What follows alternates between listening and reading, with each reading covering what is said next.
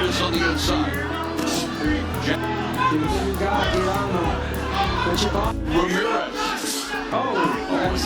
Giving up his career. It's in round one. On the ropes. Trying to shut up. This is Monstro's world. This is where he Another down. Still champion at 175. I'm champion at 200. Hey, let me just ask the fans this. Do you guys want to see Canelo versus David Benavidez? Ramirez can't continue. Banyak orang bilang ini hanya kekalahan biasa. Serius. Kalau kalian benar-benar melihat pertarungan itu, kalian tahu ini bukan sekedar kalah. Ini adalah pembongkaran. Dan korban malam itu adalah Gilberto Ramirez. Pelakunya David Benavidez. Jujur saja sebelum pertarungan dimulai, banyak yang percaya Ramirez punya peluang. Tinggi, jangkauan, teknik, semua terlihat sempurna. Tapi masalahnya, tinju bukan soal terlihat bagus. Tinju soal apa yang terjadi ketika kamu dipaksa keluar dari rencana. Di ronde awal, semua masih terlihat normal. Ramirez bergerak rapi, masih terlihat in control. Dan disinilah banyak orang tertipu. Karena mereka tidak melihat apa yang sedang dibangun oleh Benavidez. Dia tidak terburu-buru, dia tidak mencari KO.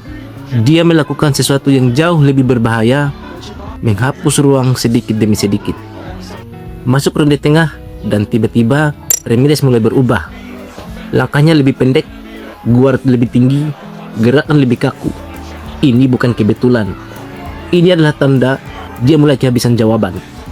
Dan di titik ini, kita harus jujur, Ramirez bukan lagi mengontrol pertarungan, dia beraksi. Banyak orang akan bilang, oh, dia kalah karena pukulan keras. Salah.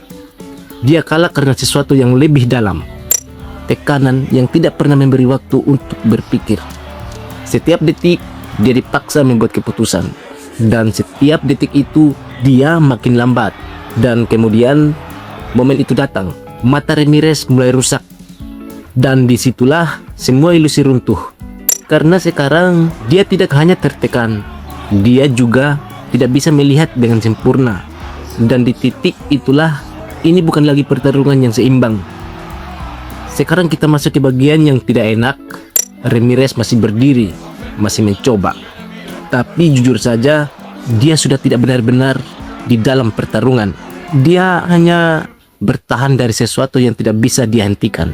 Dan David Benavidez, dia tidak memperlambat. Kenapa? Karena dia tahu ini sudah selesai. Wasit melihat itu, dan untuk sekali ini, keputusan cepat adalah keputusan benar. TKO.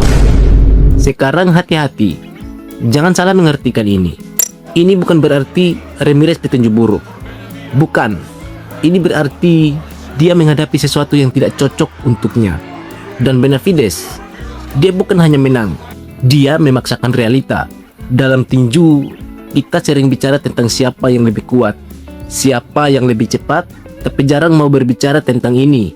Siapa yang bisa membuat lawannya terlihat biasa saja. Dan malam itu, David Benavidez melakukan itu kepada seorang juara. Dan kalau itu bukan tanda bahaya, saya tidak tahu apa lagi.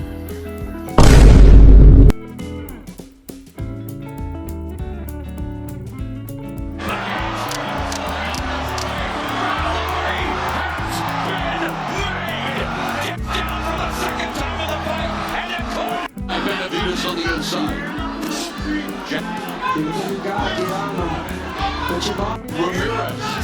Ramirez continues to be effective for Benavidez. And top scores for the challenger. Ramirez comes forward, lands a right hook, but gets hit with a... Still champion at 175. I'm champion at 200. Hey, let me just ask the fans this. Do you guys want to see Canelo versus David Benavidez?